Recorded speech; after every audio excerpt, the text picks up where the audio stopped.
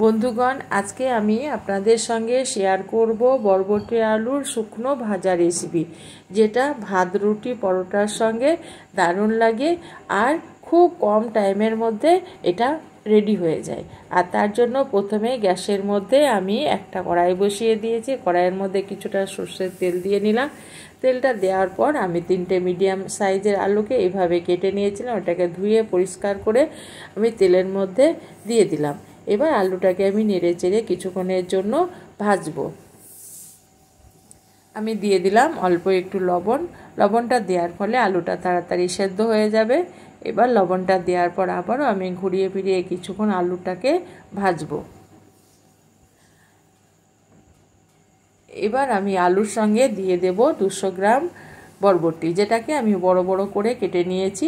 সেটাকে দেওয়ার পর আলু আর বরবটিকে আমি একসঙ্গে আবারও কিছুক্ষণের জন্য ভেজে নেব। আর যে কোনো সবজি একটু ভেজে রান্না করলে তার টেস্ট হয় সম্পূর্ণ ভিন্ন রকম, আর খেতে কিন্তু খুব ভালো হয়।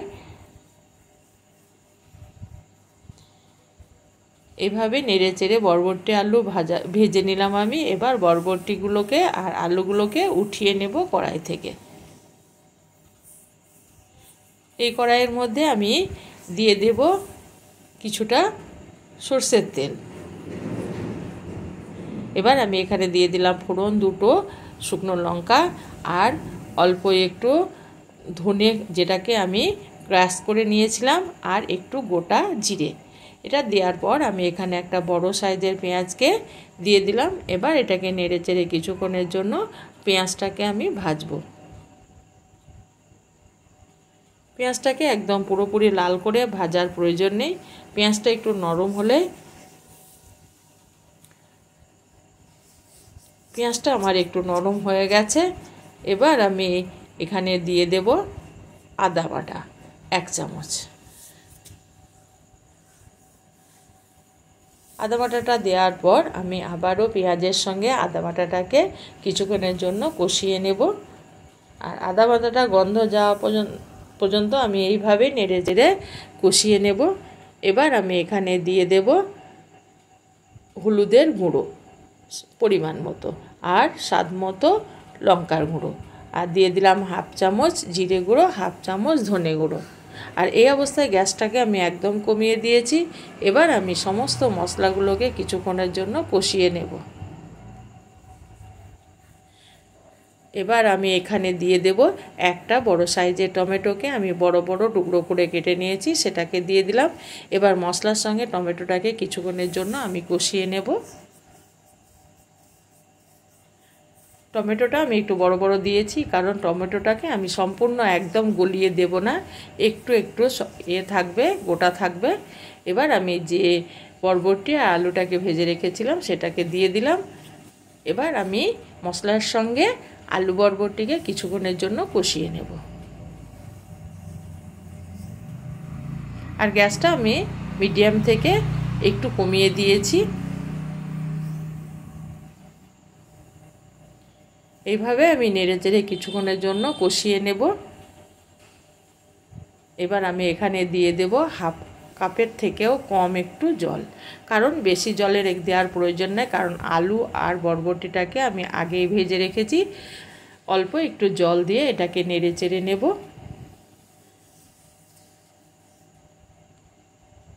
এবার আমি এখানে দিয়ে দিলাম স্বাদ মতো লবণ আর অল্প একটু চিনি। চিনিটা দেওয়ার পর আমি নেড়ে চেড়ে লবণ আর চিনিটাকে আমি বরবটি আলুর সঙ্গে ভালো করে মিশিয়ে নিলাম। এবার এটাকে ঢাকা দিয়ে আমি মিনিট 5 মিডিয়াম হিটে রান্না করে নেব। আমার আলু বরবটি বেশিক্ষণ সময় লাগবে না সেদ্ধ হতে, সেই জন্য আমি 5 মিনিট মতো ঢাকা দিয়ে রেখেছিলাম। এবার এটাকে নেড়ে চেড়ে আমি আবারও কিছুক্ষণের জন্য ভাজবো। যদি অল্প একটু জল থাকে, এই জলটাকে সম্পূর্ণভাবে আমি শুকিয়ে নেব। দেখুন বন্ধুরা, খুব কম জল আছে, এটা ভাজা ভাজা হয়ে গেছে।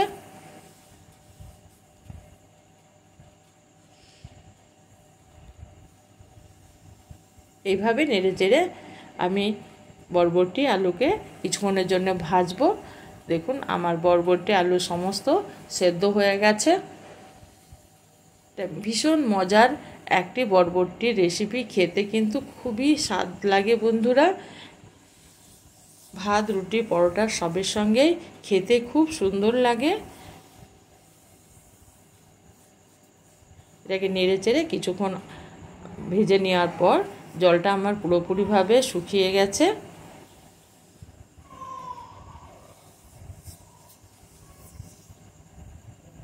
এবার আমি এখানে দিয়ে দেব হাফ চামচ ভাজা জিরে গুঁড়ো।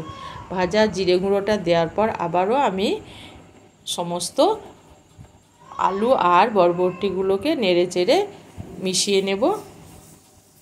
আমার বরবটি আলুর শুকনো ভাজা রেসিপিটি রেডি হয়ে গেল। এবার আমি গ্যাসটা বন্ধ করে দিয়ে ঢাকা দিয়ে কিছুক্ষণ রেখে দেব, তারপর আমি এটাকে পরিবেশন করব।